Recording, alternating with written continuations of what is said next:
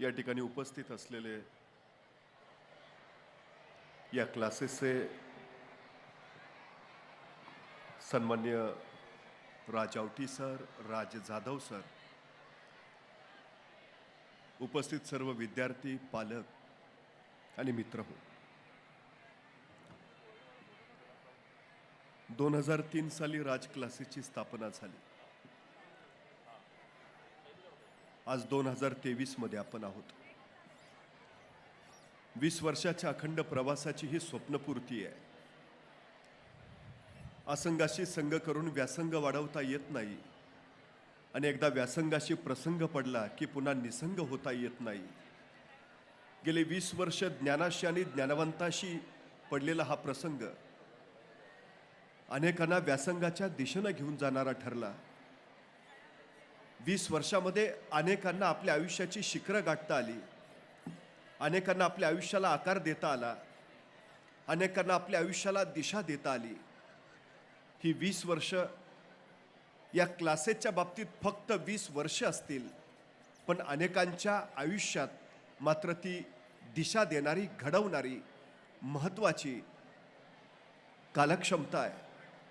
खरं तर आपण किती उंचीवर पोहोचलो यावर आपलं यश ठरत नाही, त्या उंचीवर आपण किती जणांना घेऊन आलो यावर आपलं यश ठरतं. राज आवटी, राज जाधव यांनी स्वतःच्या आयुष्यात स्वतःची उंची गाठली असेल, पण आपल्याबरोबर आपल्या सोबतच्या असंख्यांना त्या उंचीवर घेऊन आलं पाहिजे या जाणीवेनं त्यांनी खरं तर शून्यातनं विश्व उभा केलं, या राज क्लासेसची स्थापना केली. हे सगळ्यात महत्त्वाचं. खरं तर परवा वर्तमानपत्रामध्ये एक जाहिरात आली होती. गेल्या 25 वर्षात ज्याच्या हातून एकही अपघात झाला नाही अशा ड्रायव्हरनी मुलाखतीला यावं. काही ड्रायव्हर मुलाखतीला आले, मुलाखती चालू झाल्या. पहिल्या ड्रायव्हरला विचारलं, काय हो गेल्या 25 वर्षात तुमच्या हातून एकही अपघात नाही? तो म्हटलं अजिबात नाही, विषय नाही, प्रश्नच नाही, फक्त गाडी एकदा ब्रेक फेल झाली म्हणून दरीत कोसळलो, पण बाकी कुठं टच नाही. त्याला म्हटले चला बाजूला. दुसऱ्याला विचारलं, गेल्या 25 वर्षात तुमच्या हातून एकही अपघात नाही? तो म्हटलं अजिबात नाही, विषय नाही, प्रश्नच नाही, फक्त एक जण पुढनं येऊन माझ्या अंगावर आदळला, पण बाकी कुठंच धक्का नाही. त्यालाही म्हटले चला बाजूला. तिसऱ्याला विचारलं, गेल्या 25 वर्षात तुमच्या हातून एकही अपघात नाही? तो म्हटलं अजिबात नाही, विषय नाही, प्रश्नच नाही, साक्षी पुरावे कागदपत्र सारं तपासलं. या माणसाच्या हातून गेल्या 25 वर्षात एकाही अपघाताची नोंद नाही. त्या मुलाखत घेणाऱ्याला आश्चर्य वाटलं. त्यानं न राहून विचारलं, गेल्या 25 वर्षात तुमच्या हातून एकही अपघात नाही, तुमच्या यशाचं रहस्य काय? तसा समोरचा ड्रायव्हर शांतपणे म्हणाला, गेल्या 25 वर्षापूर्वी माझी गाडी जी मी एकदा गॅरेजला लावली ती अजून बाहेरच नाही काढली. ज्यांच्या गाड्या गॅरेजला त्यांचा अपघात व्हायचा विषयच येत नाही, पण ज्यांच्या गाड्या गॅरेजला त्यांना आयुष्यात कधी ध्येयही गाठता येत नाही. ही सगळ्यात महत्त्वाची गोष्ट आहे. ध्येय गाठायचं असेल तर गाड्या रस्त्यावर आणाव्याच लागतील, आणि रस्ते म्हणले तर खड्डे ठरलेले, टक्केटोणपे ठरलेले, ऊन वारं वादळ पाऊस याच्याची झुंज ठरलेली. ही सगळी झुंज सोसणं ज्याला जमतं, ही सगळी झुंज सहन करणं ज्याला साधतं, त्याला यश जिंकता येतं. तुमचा संघर्ष जेवढा मोठा तेवढी तुमची उंची मोठी असते. गेली 20 वर्ष राज क्लासेस त्या संघर्षातनं उभा राहिलंय, म्हणूनच असंख्य उंचीची माणसं त्यांना घडवता आली. हे त्यांचं सगळ्यात मोठं वैशिष्ट्य आणि हेच त्यांचं सगळ्यात मोठं यश आहे. ही गोष्ट महत्त्वाची आहे. खरं तर या जगात तुमचा कुणीही पराभव करू शकत नाही. या जगात फक्त तुम्हीच तुमचा पराभव करू शकता, आणि या जगात दुसरं कुणीच तुम्हाला जिंकून देऊ शकत नाही. या जगात फक्त तुम्हीच तुम्हाला जिंकून देऊ शकता. ही सगळ्यात महत्त्वाची गोष्ट आहे. त्यामुळं आपल्या आयुष्याला आकार द्यायचं काम हे आपल्यालाच करावं लागतं. हा सगळ्यात मोठा भाग आहे. मानववंशशास्त्रज्ञ आणि मानवी व्यक्तिमत्वाचे अभ्यासक असं म्हणतात की नुकतंच जन्माला आलेलं एखादं नवजात बाळ तुम्ही आम्हाला आणून द्या आणि त्याला काय बनवायचंय ते सांगा, आम्ही त्याला तसं बनवून दाखवतो. आपल्याला कुणालाही हवं तसं बनवता येतं, हवं तसं घडवता येतं, हवं ते करता येतं, हवा तसा आकार देता येतो. ही सगळ्यात महत्त्वाची गोष्ट आहे. तुम्हाला तुमच्या मुलाला डॉक्टर करायचं आहे, बनवता येईल. इंजिनियर बनवायचं आहे, करता येईल. चित्रकार करायचं आहे, करता येईल. गायक बनवायचं आहे, बनवता येईल. खेळाडू तयार करायचा आहे, करता येईल. ठरवायला हवं काय करायचंय एकदा हे ठरलं की मग पुढची दिशा ठरते. ध्येय ठरणं हे सगळ्यात महत्वाचं. आमच्याकडं अपयशाचं सगळ्यात महत्वाचं कारण आहे की आमचं आयुष्यात काही ठरतच नाही. ही आमची सगळ्यात मोठी शोकांतिका आहे. ज्यांचं ठरतं त्यांनी यशाचा पहिला टप्पा गाठलेला असतो. आता दुसरा टप्पा असतो. काय ठरलंय, कुठं जायचं आहे, ध्येय ठरलं ना, आता प्रवासाला सुरुवात करायची. दिशा त्यासाठी महत्वाची आहे. एक सद्ग्रस्त बस स्टँडच्या दिशेनं चालत होते. बराच वेळ चालत राहिले. चालता चालता कंटाळले. पाठीमागून एक रिक्षा आली. रिक्षावाल्याला त्यांनी हात केला. त्याला सांगितलं, अरे बस स्टँडवर निघतोस का, बस स्टँडला येशील का. रिक्षावाला येतो. यांनी विचारलं किती घेशील. रिक्षावाला म्हटला 100 रुपये. अरे स्टँडवर जायचे 100 रुपये, राहू दे, माझा मी चालत जातो. या सद्ग्रस्तानं रिक्षा स्वीकारले नाही. तो चालत चालत निघाला. अर्धा तास चालत राहिला. अर्धा तास चालत राहिल्यानंतर मगाचीच रिक्षा परत पाठीमागून येताना दिसली. त्यांनी परत रिक्षावाल्याला हात केला आणि विचारलं, अरे आता स्टँडला येशील का. रिक्षावाला म्हटला येतो की. यांनी विचारलं, आता स्टँडवर जायचे किती घेशील. रिक्षावाला म्हणाला 200 रुपये. अरे अर्ध्या तासापूर्वी विचारलं तर म्हटलं 100 रुपये. आता एवढं अंतर मी पार करून पुढे आलोय, आता 200 रुपये कसे. रिक्षावाला म्हणाला, तुम्ही एसटी स्टँडच्या विरुद्ध दिशेनं मगापासून चालत निघालाय. सगळ्यात महत्वाची असते ध्येय गाठायचं असेल तर दिशा. हा दिशा दाखवणारा मार्गदर्शक आपल्या सोबत हवा. राज क्लासेसच्या माध्यमातनं या परिसरातल्या मुलांना दिशा दाखवणारा एक वाटाड्या तुमच्या सोबत आहे. ही सगळ्यात महत्वाची गोष्ट आहे. कारण हे वाटाड्या मिळणं हे अत्यंत गरजेचं असतं.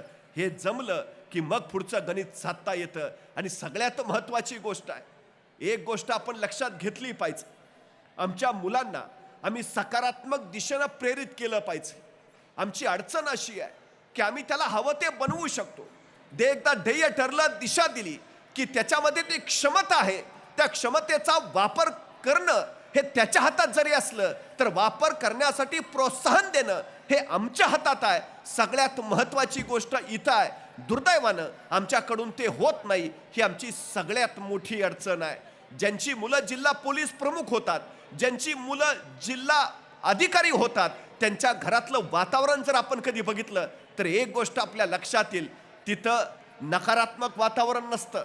वातावरण सकारात्मक, प्रेरणा देणारं, पुढं चल म्हणणारं, प्रोत्साहन देणारं. आम्ही आमच्या मुलांच्या चुका शोधतो म्हणजे आम्हाला त्याच्यावर रागावता येईल. पण ज्या घरात मुलांच्या प्रशंसेची संधी शोधली जाते त्या घरातली मुलं यशस्वी होतात. ही सगळ्यात महत्वाची गोष्ट आहे. आपण एक गोष्ट लक्षात घेतली पाहिजे. खरं तर आमच्या मुलाला सहजपणे आम्ही गाढव म्हणतो, पण गाढवात सुद्धा अलौकिक गुण आहे. महाराष्ट्रातल्या सगळ्या घाट रस्त्यांचा शोध गाढवानी लावलाय.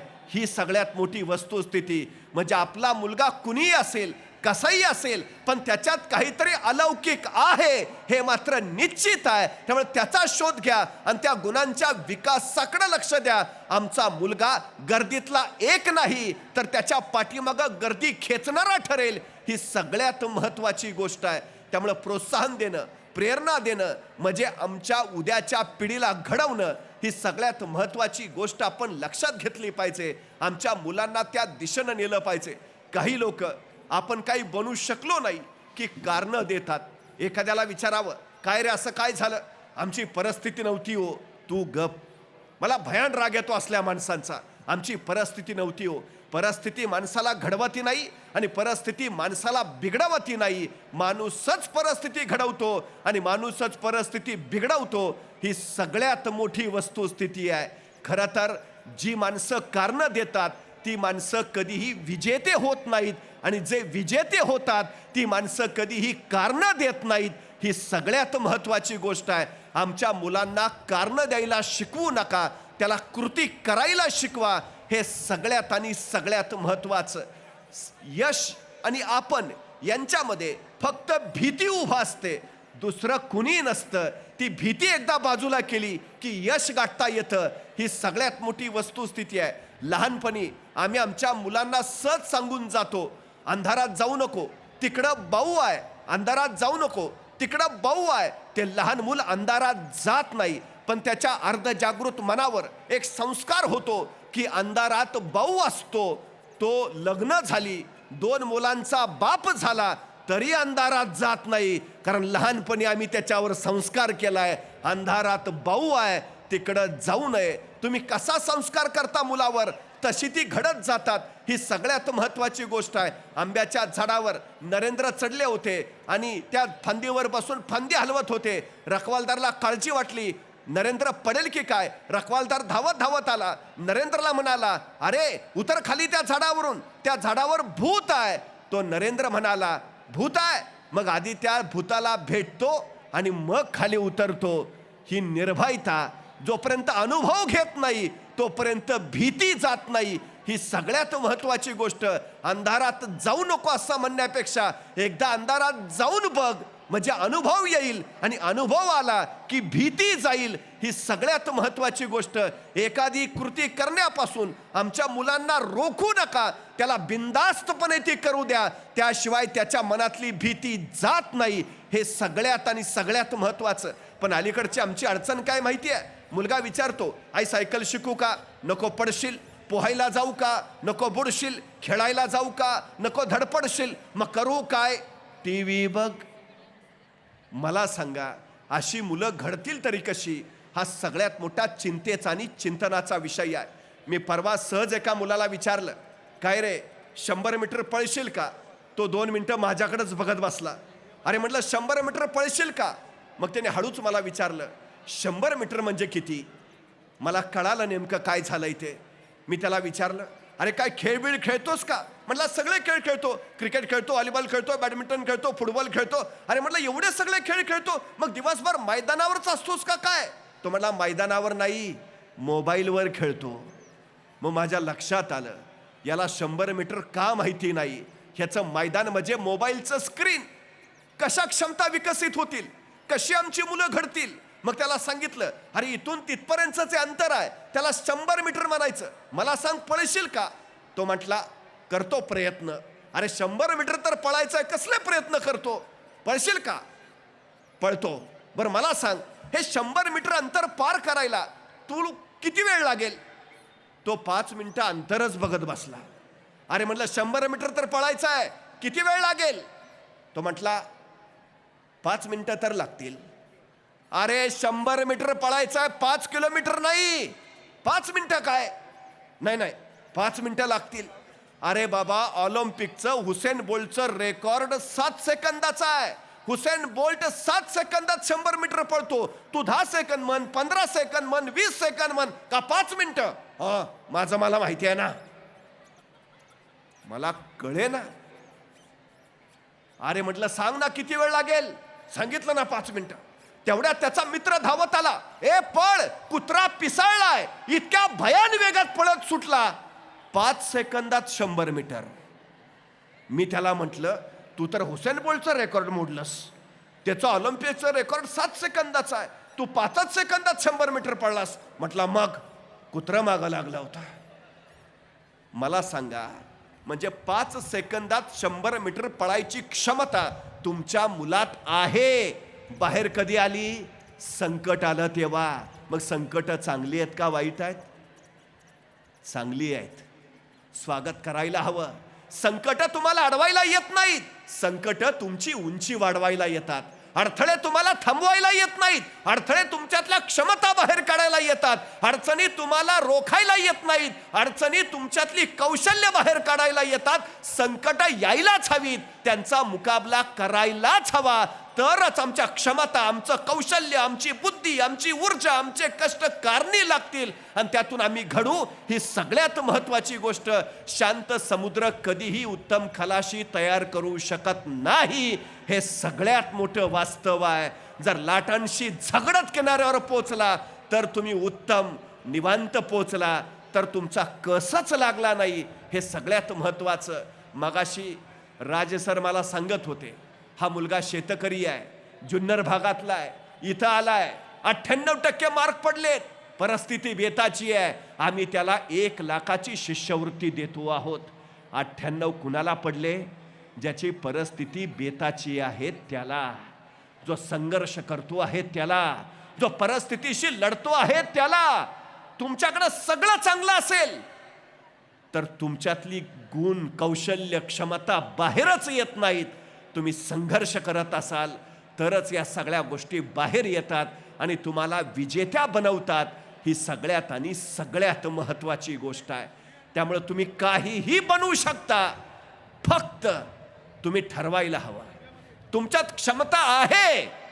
आणि एक गोष्ट लक्षात ठेवा, या जगात तुमच्या मना इतकं दुसरं शक्तिशाली काहीही नाही, काहीच नाही. तुमच्या मनासारखं बलाढ्य कुणीच नाही. फक्त तुम्ही ठरवा बस. मग हवं ते मिळवता येतं, वाटेल ते कमावता येतं. ही सगळ्यात आणि सगळ्यात महत्त्वाची गोष्ट आहे. डॉक्टर बाबासाहेब आंबेडकरांची ही परिस्थिती नव्हती, पण रस्त्यावरच्या विजेच्या खांबाखाली बसून त्यांनी अभ्यास केला. अमेरिकेच्या कोलंबिया विद्यापीठात पोहोचले आणि त्या कोलंबिया विद्यापीठाच्या प्रवेशद्वारात आजही लिहिलंय, शतकातील सर्वोत्तम विद्यार्थी डॉक्टर बाबासाहेब आंबेडकर. कोण म्हटलं ज्याची परिस्थिती गरिबीची आहे त्याला शिकता येत नाही? कोण म्हटलं ज्याची परिस्थिती खडतर आहे त्याला घडता येत नाही? अशी असंख्य उदाहरणं तुमच्या माझ्या अवतीभोवती पसरलेली आहेत. अरे ते घडतात तर आपल्याला काय अशक्य आहे? हा सगळ्यात मोठा भाग आहे, सगळ्यात मोठा. एक गोष्ट कायम लक्षात ठेवा, सगळ्यात महत्वाची, तुमचा संकल्प तुमचा निश्चय ठरवतो. तुमचा निश्चय तुमची इच्छाशक्ती वाढवतो. तुमची इच्छाशक्ती तुमचा प्रेरक बनतो आणि तुमची प्रेरणा तुम्हाला ध्येयापर्यंत पोहोचवते. ही सगळ्यात महत्वाची गोष्ट आहे. तुमचा आत्मविश्वास हेच तुमचं सगळ्यात मोठं सामर्थ्य असतं. दुसरं काही नाही. हा सगळ्यात मोठा भाग आहे, सगळ्यात मोठा भाग. विल्मा रोडॉल्फ नावाची मुलगी लवकर जन्माला आली. लहानपणीच तिला पोलिओ झाला आणि पायानं ती अपंग झाली. डॉक्टरांनी सांगितलं ही मुलगी कधीच पायावर उभा नाही राहू शकत, कधीच उभा नाही राहू शकत. चालणं तर दूरच. त्या इवल्याशा मुलीला अश्रू फुटले. तिनं आपल्या आईला विचारलं, आई मी खरंच चालू नाही शकणार? आई म्हटली, कोण म्हटलं? डॉक्टर. अगं त्यांना काय कळतंय? तू तुझ्या पायावर उभा राहणार, तू तुझ्या पायाने चालणार. विल्मा तू तुझ्या पायाने पळणार सुद्धा. त्या विल्माच्या उरात तिच्या आईनं प्रेरणा भरली. तिला सांगितलं तू चालशील, चालशील, पळशील. वयाच्या 12व्या वर्षी विल्मा उभा राहायला लागली. 14व्या वर्षी ती कुबड्याच्या आधारावर चालायला लागली. 16व्या वर्षी ती बघता बघता कुबड्यांशिवाय पळायला लागली. तिनं शाळेच्या स्पर्धेत भाग घेतला. धावण्याच्या शर्यतीत ती पहिली आली. तिनं ऑलिम्पिक मध्ये भाग घेतला आणि धावण्याच्या स्पर्धेमध्ये ऑलिम्पिक मध्ये 3 सुवर्ण पदक मिळवणारी ती पहिली खेळाडू ठरली. तिच्याकडे बघितल्यावर कुणाला वाटणार नाही ही अपंग आहे, हिला पोलिओ झालाय. अरे पायानं अपंग असणारी विल्मा जर 3 सुवर्ण पदक कमावत असेल तर आम्ही तर धडधाकट आहोत. आम्हाला आयुष्याची कुठलीही शर्यत जिंकता येईल. ही सगळ्यात महत्वाची गोष्ट आहे. फक्त ध्येय ठरवा. तुम्ही मुंगी बघितली? मुंगी मुंगी मुंगी ही मुंगी केवढीशी, तिचं डोकं केवढंसं, डोक्यातला मेंदू केवढासा. तरी पण त्या मुंगीला बरोबर कळतं कुठल्या शहरातल्या, कुठल्या वॉर्डातल्या, कुठल्या इमारतीतल्या, कुठल्या फ्लॅटमधल्या, कुठल्या किचनमधल्या, कितव्या कपाट्यावरच्या, कितव्या फळीवर किती नंबरचा साखरेचा डबा आहे. त्याला सांगावं लागत नाही, रस्ता दाखवावा लागत नाही. मुंगी कणभरच असते पण मनभर साखर फस्त करते. मुंगी एवढीशी जर एवढं सगळं मिळवत असेल आम्हाला अडचण काय आहे? एका तत्ववेत्याला कुणीतरी विचारलं हे जग कधी संपेल, आणि तो तत्ववेत्ता म्हणाला ज्या दिवशी एखादी मुंगी एखाद्या निवांत जागी आराम करत बसलेली तुम्हाला दिसेल तेव्हा समजून जा जगाचा अंतकाळ जवळ आलाय. तुम्ही निवांत आणि आरामात बसलेली मुंगी फक्त दाखवा, तुम्हाला चुकून दिसणार नाही. अखंडपणे काम करत असते. 4 महिन्याच्या पावसाळ्याच्या बेगमीसाठी 8 महिने ती अविरत श्रम करत असते. एवढीशी मुंगी पण अखंडपणे कार्यरत राहते, अखंडपणे. तुम्हाला माहिती आहे एवढीशी मुंगी. आमची काय काय मुलं म्हणतात इतकं काम करायचं का, मरायचं आहे वे. एक गोष्ट सांगू, कामानं माणूस कधीच मरत नाही. माणूस कामाच्या ताणानं मरतो. आणि ताण कधी वाढतो? काम रेंगाळलं की, काम कधी रेंगाळतं? आम्ही तसंच ठेवलं की तसंच कधी ठेवतो. अंगात आळस असला की आळस कधी येतो. आम्ही गंभीर नसलो की आम्ही गंभीर कधी नसतो. आम्हाला इच्छाशक्ती नसली तर इच्छाशक्ती कधी नसते. आम्हाला ध्येयच नसलं तर. त्यामुळे एक गोष्ट, ध्येय निश्चित असेल, इच्छाशक्ती असेल, स्वतःवर आत्मविश्वास असेल तर तुम्ही हवं ते गाठू शकता. ही सगळ्यात महत्वाची गोष्ट आहे, सगळ्यात महत्वाची. माणूस कामाने कधीच मरत नाही, हे सगळ्यात महत्वाचं. दुसरी महत्वाची गोष्ट आहे शिस्त. ती शिकायची असेल ना तर मुंगीकडनं शिकावी. रांग कधी चुकलेली तुम्हाला दिसणार नाही. तुम्हाला माहिती आहे ह्या मुंगीला डोळे नसतात, ती आंधळी आहे, दृष्टीहीन असतात मुंग्या. जे डोळे दिसतात ते डोळे नव्हे, ती दृष्टीहीनच आहे. पण मुंगी आंधळी असून सुद्धा तिची रांग चुकत नाही, हे सगळ्यात महत्वाचं. आणि एवढासा जीव अखंडपणे राबत असतो. किती वेळ जगतो माहितीये? मुंगीचं आयुष्य किती आहे? किती काळ जगते मुंगी? एवढीशी मुंगी, या मुंग्यांच्या काही प्रजाती 30 वर्षापर्यंत जगतात. अखंड सातत्यानं काम करणारी मुंगी जर एवढी जगत असेल तर एक गोष्ट लक्षात ठेवा, जी माणसं अखंड काम करतात तीच दीर्घायू होतात.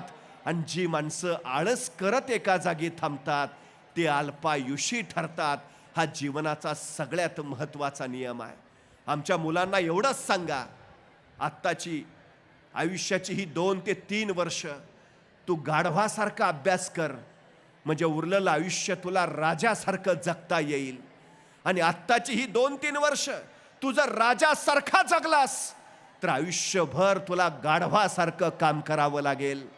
तुला राजा व्हायचा आहे का गाढव म्हणून जगायचं आहे हे त्याला ठरवू द्या. एक गोष्ट लक्षात घ्या, एक शिल्पकार सुंदर सुंदर मूर्ती तयार करत होता. कुणीतरी त्याला विचारलं, अहो या ओबडधोबड दगडातनं तुम्ही एवढ्या सुंदर सुंदर मूर्ती कशा काय बनवता? तो शिल्पकार म्हणाला, खरं सांगू, मूर्ती तर दगडातच असतात, मी फक्त नको तेवढा भाग काढून टाकतो. आमच्यात मूर्ती असतेच, फक्त नको तेवढा भाग बाजूला काढायची गरज आहे. राज क्लासेस आमच्या पोरांमधला नको तेवढा भाग बाजूला काढतंय आणि सुंदर देखणी मूर्ती प्रकट करतेय. ही सगळ्यात महत्वाची गोष्ट आहे. आणखी एक गोष्ट सगळ्यात महत्वाची आहे.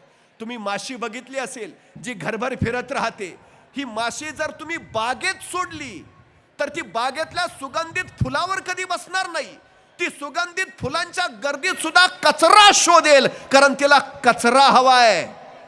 आणि तुम्ही मधमाशी कचऱ्यात सोडली तर ती कचऱ्यात सुद्धा फूल शोधेल, कारण तिला फुलातला मध हवाय. आम्ही माशी व्हायचंय का मधमाशी व्हायचंय हे एकदा आमच्या पोरांना ठरवू द्या. आम्ही कचरा बनायचाय का आम्ही फुलांचा सुगंध, मध काढणारं, आयुष्यातला सार निर्माण करणारं मधमाशी व्हायचं आहे हे ठरवू द्या. आमचा निर्णय आम्हाला घेता येतो, हे सगळ्यात महत्वाचं. तुम्ही किती बुद्धिमान आहात, किती सामर्थ्यवान आहात, तुमच्याकडं किती कार्य करायची शक्ती आहे, या सगळ्या गोष्टींपेक्षा तुमच्या कार्यात तुमचं सातत्य किती आहे याच्यावर तुमचं यश ठरतं. या जगात सगळ्यात ताकदवान गोष्ट जर कुठली असेल तर ती आहे तुमचं सातत्य. हे सगळ्यात आणि सगळ्यात महत्वाचं. पाण्याचा एक थेंब वज्रासारख्या कठीण पत्रावर पडत राहतो, अविरत पडत राहतो आणि त्या वज्रासारख्या कठीण पत्रालाही भेग पाडतो. ताकद पाण्याच्या थेंबात नाही, अविरत पडणाऱ्या त्याच्या सातत्यात आहे. ही सगळ्यात महत्वाची गोष्ट. जगातली सगळ्यात लांब नदी म्हणून अमेझॉनचा उल्लेख केला जातो, पण अमेझॉन नदी जिथं उगम पावते ती फक्त एका थेंबाने उगम पावते आणि एक थेंब दर 7 सेकंदांनी पडत राहतो. हजारो वर्ष तिचा नेम चुकला नाही. दर 7 सेकंदांनी एक थेंब, तिचं सातत्य थांबलं नाही. त्या सातत्यातूनच जगातली सगळ्यात लांब नदी अस्तित्वात आली आहे. सातत्य हेच तुम्हाला यश देतं. तुमचा सततचा अभ्यास हेच तुम्हाला यश देतं. हे एकदा आमच्या मुलांच्या मनावर बिंबवा, त्याला निश्चितपणे आकार देता येईल. 4 मुलांच्या बळावर सुरू झालेला राज क्लासेस आज हजारो विद्यार्थ्यांपर्यंत येऊन पोहोचलाय. ते सातत्याच्या बळावर. हे सगळ्यात महत्वाचा. एक एक एक थेंब. बघता बघता तळ होतं, तळ्याची नदी होते, नदी समुद्राला मिळते, त्या समुद्राच्या पाण्यावर विद्युत जनित्र बसवलं जातं, विद्युत जनित्राच्या बळावर ऊर्जा तयार केली जाते आणि त्या विद्युत शक्तीच्या बळावर सगळं जग उजळून काढतं. थेंब थेंब विखुरला, ताकद नाही, पण एकत्र आला तर अफाट शक्ती तयार होते. ही शक्तीच तुम्हाला यशस्वी बनवते. लहानपणी शाळेत असताना आम्ही एक बहिर्गोल भिंग घ्यायचो, सूर्याच्या किरणात धरायचो आणि खाली कागदावर त्याचा किरण पाडायचो आणि कागद जाळून दाखवायचो. सूर्याचा किरण कागदावर पडतो पण कागद जळत नाही. बहिर्गोल भिंग मध्ये धरलं तर सगळे किरण एकत्र येतात, शक्ती तयार होते, ती कागदावर पडते आणि कागद जाळून टाकते. हे जे एकत्र येणं आहे त्याला एकाग्रता असं म्हणतात. तुमच्या शारीरिक आणि मानसिक ऊर्जा तुमच्या ध्येयावर जर केंद्रीभूत झाल्या तर त्या एकाग्रतेनं तुम्ही वाटेल ते मिळवू शकता. ही सगळ्यात आणि सगळ्यात महत्वाची गोष्ट आहे. हे एकाग्र होणं अत्यंत गरजेचं. आसाम जिथं सतत महापूर येतो, या आसाममध्ये एका ठिकाणी प्रचंड महापूर आला, सगळं वाहून गेलं. उरली ती फक्त माती. जिथं निसर्गाची वनराई होती, एक पान दिसेना. जिथं पक्षी किलबिलाट करत होते, झाडच नाही तिथं मला पक्षी भेटेना. एक 12 वर्षाचा पोर जाधव मोलाई पयांग त्या रानावरात हुंदडायचा. त्याला ते वाळवंट झालेलं आपलं क्षेत्र पहावे ना, त्याला कळे ना हे काय. झाड हवीत, निसर्ग हवा. तो 12 वर्षाचा पोर व्याकुळ झाला, आपल्या आईकडे गेला. आई वाळवंट झालंय, सगळं वाहून गेलंय, आई झाडं लावायला हवीत. आई म्हटली हो रे बाळा, लावूया झाडं. वडिलांकडे गेला, बाबा झाडं लावायला हवीत. वडील म्हटले लावूया रे. दोघांनी दुर्लक्ष केलं. गावच्या सरपंचाकडे गेला, झाडं लावायची आहेत, वाळवंट झालंय, जंगल फुलवायचंय, झाडं लावूया. सरपंच म्हणले लावूया ना. त्यांनी ऐकलं नाही. वनीकरण खात्याकडे गेला, अधिकाऱ्यांना भेटला, झाडं लावायची आहेत. त्यांनी जुमानलं नाही. मंत्रालयात पोचला, झाडं लावली पाहिजेत. मंत्रालयातही कुणी दखल घेतली नाही. 12 वर्षाचा पोर धडका मारत राहिला, पण कुणीच ऐकलं नाही. आणि अखेर त्या 12 वर्षाच्या पोरानं निर्णय घेतला. कुणी ऐकत नाही ना, कुणी सोबत येत नाही ना, मी सुरुवात करेन. आणि वयाच्या 12व्या वर्षी त्या वाळवंट झालेल्या क्षेत्रामध्ये त्यानं पहिलं झाड लावलं. आणि त्या दिवसापासून त्याने नियम केला, रोज एक झाड लावेन आणि रोज एक झाड जगवेन. गेली 35 वर्ष तो रोज एक झाड लावतोय, रोज एक झाड. आज 1360 एकरवर त्यांनी निर्माण केलेलं जंगल उभं आहे, ज्याला मोलाई फॉरेस्ट म्हणलं जातं. आणि जगातलं सगळ्यात घनदाट जंगल म्हणून त्यांनी निर्माण केलेल्या त्या जंगलाचा समावेश होतो. एक 12 वर्षाचा पोर काय करू शकतो? सुरुवात एका पावलाने करायची असते, पुढं जाऊन त्याचा आभाळ विस्तारत. निश्चितच ती सुरुवात या राज क्लासेसच्या माध्यमानं झालेली आहे. असंख्य मुल्या उद्या घडतील, उद्याचं भविष्य घडवतील, उद्याचं राष्ट्र संपन्न करतील. आणि त्यातून आपल्या माता पित्याची स्वप्न साकार होताना तीही पुलकित होतील. ही सगळ्यात महत्त्वाची गोष्ट आहे. आयुष्यातला सगळ्यात सर्वोत्तम पुरस्कार कुठला? तर आपल्या यशानं आपल्या आईवडिलांच्या डोळ्यातून ओघळलेला आनंदाश्रू, त्याच्याशिवाय दुसरं मोलाचं काहीच नाही. आणि आईवडील त्यांच्या आयुष्याचं ध्येयच हे आहे की फक्त माझं मूल घडावं, बस. मला आयुष्यात दुसरं काहीही मिळवायचं नाही. फक्त ते यश निकोप, निर्मळ आणि तुमच्या माझ्या स्वप्नांना आकार देणारं असलं की उद्याचं अद्भुत आयुष्य घडवता येतं. ही सगळ्यात आणि सगळ्यात महत्त्वाची गोष्ट आहे. मला आणखी एका गोष्टीचं इथं निश्चितपणे कौतुक केलं पाहिजे की गुणवंतांचं कौतुक जरूर करावं, पण कौतुक करणाऱ्यांचं पहिल्यांदा कौतुक करावं, या मताचा मी आहे. मी दोन्ही राजसरांचं मनपूर्वक कौतुक एवढ्यासाठी करतो की आपण असंख्य गुणवंत विद्यार्थ्यांचा इथं सत्कार केलात, त्यांच्या पाठीवर कौतुकाची थाप टाकलीत. त्यांना बळ तर मिळालंच, पण समोर बसलेल्या साऱ्यांनी त्यांचा गौरव बघितला आणि त्यांच्या मनात उर्मी तयार झाली. कदाचित 21व्या वर्षी राज क्लासेसच्या समारंभात आपलाही या मंचावर असाच गौरव होईल आणि त्यासाठी आपण प्रयत्न करायला हवेत. ही प्रेरणा फार महत्त्वाची आहे. 350 वर्षापूर्वी छत्रपती शिवाजी महाराजांनी स्वराज्य उभा केलं. 12 वर्षाच्या शोभाराजांना घेऊन मासाहेब जिजाऊ पुण्यात आल्या. उद्ध्वस्त झालेलं पुणे, भकास कंगाल झालेलं पुणे. रायारावानं गाढवाचा नांगर फिरवलाय सगळ्या पुण्यावरनं. सगळी भूमी उजाड करून टाकली. त्याच भूमीत एक पहार रोवली आहे. तुटकीवान फुटकी कवडी तिला अडकवली आहे आणि सांगितलं इथल्या रयतेला, इथं वस्ती करणं अशुभ, जो कोणी वस्ती कराल त्याचा निर्वंश होईल. आणि माणसं त्या भयानं परगंदा झाली. सह्याद्रीच्या निबिड दऱ्याखोऱ्यात, किर्र कडेकपाऱ्यात जीव मुठीत घेऊन कशी बशी जगू लागली. अशा मातीत आल्यात मासाहेब जिजाऊ. राज्य करायचं आहे, जहागिरी चालवायची आहे, पण राज्य करावं कुणावर? दगडात होंड्यांवर. अरे माणसं होती कुठं? माणसं दूर, परगंदा. मासाहेबांनी त्या परगंदा लोकांना घातली साथ. परत या गावात. रयतेने विचारलं, कुणाच्या भरोशावर? आणि कडाडल्या जिजाऊ, तुमच्या शिवबा भरोशावर. या राजे समर्थ आहेत. आणि बघता बघता रयतेला विश्वास आला, अरे मासाहेब राहताय तिथं, आपण का नाही? रेत परतू लागली, घरं गाजवू लागली, गावं कुजबुजू लागली. पण रयते पुढं पुन्हा एकदा प्रश्न पडला. गावात तर आलो, घरात तर आलो, पण खावं काय, प्यावं काय? शेती करावी तर पेरावं काय? काय आहे आपल्याकडं? आणि मग त्यावेळी महाराष्ट्रातली पहिली सहकारी संस्था उभा राहिली. या सहकारी संस्थेचं नाव होतं स्वराज्य आणि या संस्थेच्या संस्थापिका होत्या मासाहेब जिजाऊ.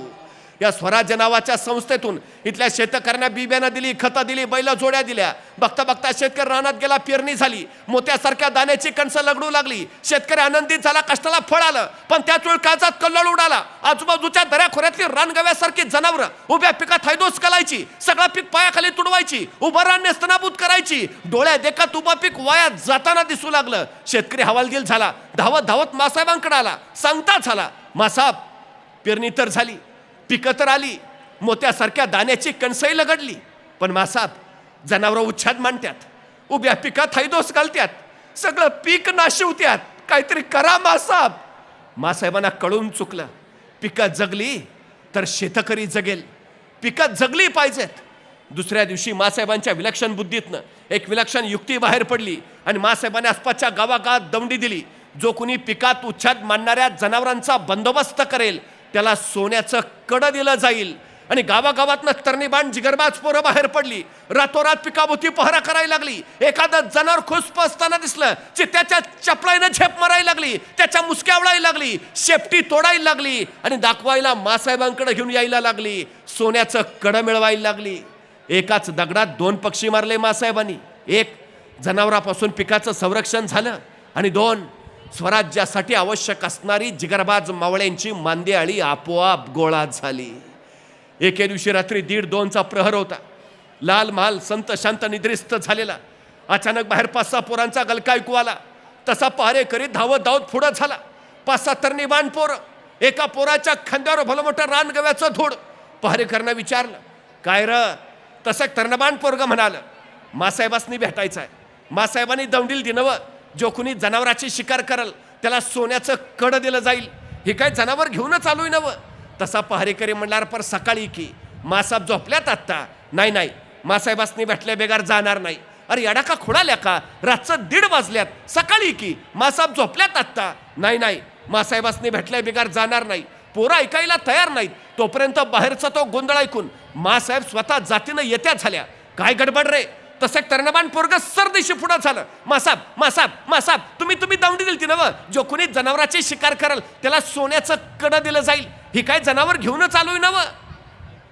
मासाहेबांनी एकदा त्या पोराकडं, एकदा त्या जनावराकडं बघितलं आणि मासाहेब त्याला म्हणाल्या, अरे पण दौंडीत आम्ही असंही सांगितलेलं की अख्खं जनावर दाखवायला आणायची गरज नाही, नुसती शेपटी दाखवायला आणली तरी चालेल. हे अख्खं जनावर कशाला घेऊन आला? तशी त्या पोरानं मान खाली घातली आणि ते पोर मासाहेबांना म्हणालं, मासाहेब ध्यानातच नाही राहिलं बघा. आणि काय रे, सकाळी आला असता तर आम्ही काय तुला सोन्याचं कडं दिलं नसतं? एवढं जसं ऐकलं तस त्या पोराच्या दोन्ही डोळ्यातनं गळगळ पाणी उखळायला लागलं. त्याला हुंदका फुटला. नालेला हुंदका दाबून तो पोर मासाहेबांना म्हणाला, मासाहेब सोन्याचं कडं मिळावं म्हणून नाही आलो मासाहेब, तुमच्या कौतुकाची थाप माया पाठीवर पडावी म्हणून आलो मासाहेब. मासाब तुमच्या कौतुकाची थाप पाठीवर पडली ना की 10 हत्तीचं बळ येतं. ह्या जनावराची शिकार केली आणि वाटलं कवा एकदा तुमच्या जवळ येतो आणि कवा एकदा तुमच्या कौतुकाची थाप पाठीवर घेतो. सोन्याचं कडं नको मासाब, तुमच्या कौतुकाची थाप फक्त माया पाठीवर पडू द्या. मासाहेब पुढं झाल्या, त्या पोराचे डोळे पुसले, त्याला विचारलं, नाव काय रे तुझं? तसं ते पोर म्हणालं, ताना, तानाजी मालुसरा, उमरड गावचा जी. आणि त्या दिवसापासून तान्हा जो मासाहेबांचा झाला तो मरेपर्यंत स्वराज्याचा राहिला. कौतुकाची एक थाप माझ्या तानाजीना घडवणारी ठरली. खरं तर स्वराज्य हे तलवारीच्या पात्यावर नाही, कौतुकाच्या थापेवर उभा राहिलंय. ही सगळ्यात मोठी वस्तुस्थिती आहे, सगळ्यात मोठी. आणि म्हणूनच मला आजचा सोहळा महत्त्वाचा वाटतो. हा कौतुकाच्या थापेचा सोहळा आहे. चुकीच्या छापांपेक्षा कौतुकाच्या थापा खूप महत्त्वाच्या असतात. आमच्या उदाच्या पोरांच्या पाठीवर पडणाऱ्या या कौतुकाच्या थापा निश्चितपणे त्यांना बळ देतील आणि आयुष्यात एक नवं विश्व उभा राहायला त्यांना सबळ बनवतील. हे सगळ्यात महत्त्वाचं. मी राज क्लासेसच्या राज आवटी सरांना, राज जाधव सरांना मनपूर्वक धन्यवाद देतो. खरं तर शून्यातनं त्यांनी विश्व उभा केलंय. अत्यंत संघर्षातनं, झगडत लढत हे विश्व त्यांनी उभारलंय. त्यांना, त्यांच्या या संस्थेला, सोबत सर्व विद्यार्थ्यांना मनपूर्वक शुभेच्छा देतो. आपल्या सगळ्यांची रजा घेतो. धन्यवाद. अभिमानाने जगण्यासाठी नवचैतन्य दिले राज क्लासेस. दिले ज्ञान दिवे आम्हा राज क्लासेस.